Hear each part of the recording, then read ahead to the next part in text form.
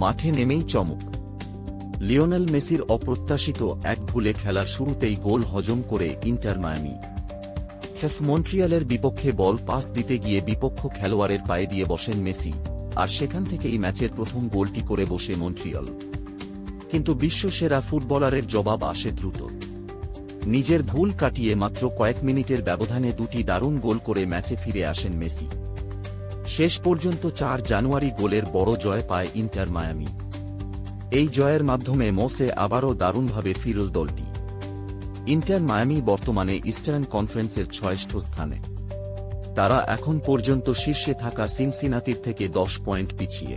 Club বিশ্বকাপের পর মাঠে ফিরে মেসি একাই করলেন 2টি গোল এবং মোট 4টি গোলেই গুরুত্বপূর্ণ ভূমিকা রাখলেন।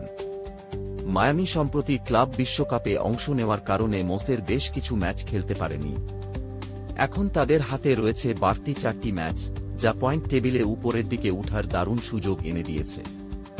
আগামী কিছু গুরুত্বপূর্ণ ম্যাচে ভালো ফল পেলে মায়ামি সহজেই প্লেঅফে জায়গা করে নিতে পারে।